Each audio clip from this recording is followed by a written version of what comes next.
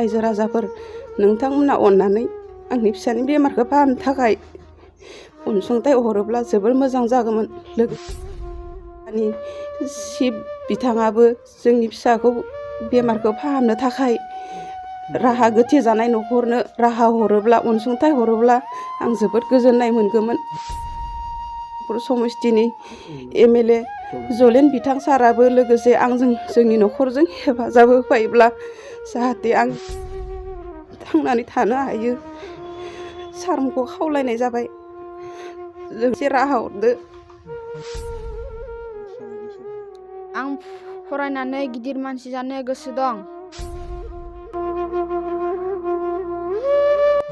आंनि फिसानि थाखाय जा एसे हायो मदद खालाम, आखाइ खबजोबनानै खावलायहरदों जोनोमगिरि बिमाया। ब्रेन टिउमार बेरामजों नाख्रेबजानानै दं 12 बोसोर बैसोनि फरायसा धनजित बर'आ। पद्म आनन्दआव थानाय UN एकाडेमियाव 6 थाखोआव फरायबाय थानाय 12 बोसोर बैसोनि फरायसा धनजित बर'आ ब्रेन टिउमार बेरामजों नाख्रेबजानानै दं। मोजां फाहामथाय होनो थाखाय नखरनि बिमा बिफाया धनजित बर'खौ फैगौ समबारै चेन्नाइनि एपल हस्पिटालाव लानानै थांसिगोन। तामुलपुर जिल्लानि कटाहबारि कान्दलिफार गामिनि सुभाष चन्द्र बर' मीना बर'नि सासेल' फिसाज्ला धनजित बर'आ ब्रेन टिउमार बेरामजों नाख्रेबजानानै दं। धनजित बर'नि बेरामखौ गिबियाव रङियानि सुअस्ति मेडिकेलाव दिन्थिदोंमोन आरो नैथियाव गुवाहाटी GNRC आव दिन्थिनाय जादोंमोन। गुवाहाटी दिसपुर GNRC नि डक्टरा आखाइ दिखांनानै चेन्नाइसिम लांनो बिथोन होयो। धनजित बर'नि ब्रेन टिउमार बेरामखौ अपारेशननि थाखाय फैगौ समबारै चेन्नाइनि एपल हस्पिटालाव लानानै थांसिगोन। धनजित बर'नि बेरामखौ अपारेशन खालामनायाव गोबां रांखावरिनि गोनांथि जानानै दं। बासदेन दं तामुलपुर बिधानसभा बियाबनि MLA जलेन दैमारिनियाव नाथाय धनजित बर'नि फोरमान बिलाइखौल' लाखिदों आरो मदद होगोननि थाखाय जेबो खोथा होआखै होनना फोरमायदों। बिटिआरनि गाहाय मावफुं सोद्रोमा प्रमद बर' आरो बिटिआरनि गासै रायजो राजा सुबुं अनफावरि बिथांमोननियाव आखाइ खबजोबै राङारि मदद बिहरदों धनजित बर'आ। सुबुं अनफावरि रायजो राजाया जा एसे हायो मदद खालामनो हागोन। गिबियावनो मानगोनां रायजो राजा नोंथांमोन, दिनै आंनि फिसाया अक्ट'बरनि 7 तारिखनिफ्रायनो ब्रेन टिउमाराव गोजावनानै दङ। बे बेरामखौ फाहामनो थाखाय जोंनि न'खराव रांनि जोबोर आंखाल जानानै दङ। रायजो राजाफोर नोंथांमोना अननानै आंनि फिसानि बेमारखौ फाहामनो थाखाय अनसुंथाइ हरोब्ला जोबोर मोजां जागौमोन। लोगोसे जोंनि तामुलपुर जिल्लानि शिब बिथाङाबो जोंनि फिसाखौ बेमारखौ फाहामनो थाखाय राहा गोथे जानाय न'खरनो राहा हरोब्ला अनसुंथाइ हरोब्ला आं जोबोद गोजोननाय मोनगौमोन। लोगोसे जोंनि तामुलपुर समस्थिनि MLA जलेन बिथां साराबो लोगोसे आंजों जोंनि न'खरजों हेफाजाब होफायोब्ला जाहाथे आंनि फिसाखौ दासो 12 बोसोर जादों बे गथ'खौ फाहामनो थाखाय जुदि मदद हरोब्ला एसे मोजां जागौमोन। आरो जा जोंनि बिटिआर रायजो राजाफोर दङ बिथांमोनाबो जोंनो जि हायो थाइसे मदद होयोब्ला जोबोर गोजोननाय मोनगौमोन। आरो दा जोङो फिसानि बेमारखौ फाहामनो थाखाय जोङो चेन्नाइ एपल' मेडिकेलाव लांनो नागिरदों नभेम्बरनि 18 खालाराव। बेवहाय समबार जोंहा बेवहाय फैसानि जोबोर आंखाल जाना दङ। बेवहाय जोंहा 7 लाख 8 लाख रां खरसा जागोन। बेवहाय जोंनि गिदिर गोलाव सार MLA शिब बिथांमोना जुदि जोंनो एसे सहाय होयोब्ला जोबोर गोजोननाय मोनगोन। जाहाथे जोंनि फिसाया इयुनाव थांनानै माबा मोनसे लामायाव थांनानै थानो हायो सारमोनखौ खावलायनाय जाबाय। लोगोसे राहा हरदो, जोंनि न'खरखौ नायफिनहरदो सार नोंथांमोना। जोङो गिबियावनो गुवाहाटी दिसपुर GNRC आव नायदोंमोन। बेवहाय जोंहा बेरामा एसे गोब्राब होननानै बुंदों डक्टरफोरा। बेनिखाय दा जोंहा अखमाव फाहामनो थाखाय राहा गैया। जोंखौ गोजानाव लांनो थिननायलाय दा जोङो चेन्नाइआव लांनो नागिरदों। बेवहाय जोंहा गोबां रां नांगौ जादों आरो दा बेनिखायनो जोंहा न'खराव रां गैयिनि थाखाय फैगोन समबाराव लांनो थारिखआ थिग जाबाय। नाथाय जोंहा न'खराव रां गैया। बिनि थाखाय जोङो दिनै बिथांमोननियाव जों मदद बिहरनाय जाबाय। जाहाथे सारमोना जोंखौ नायफिनहरो जोंनि फिसानि जिउखौ नायफिनहरो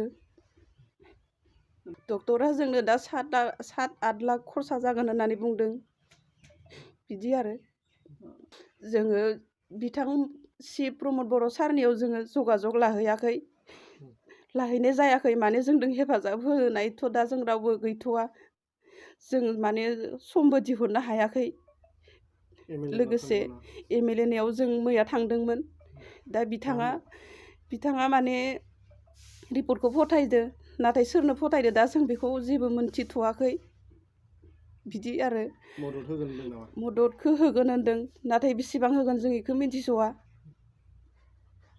दा लोगोसे जोंजों गोबां रां जानाय खरसा जागोन नालाय जोंनो अननानै एसे नायनानै होयोब्ला मोजां जागौमोन आरो सारमोना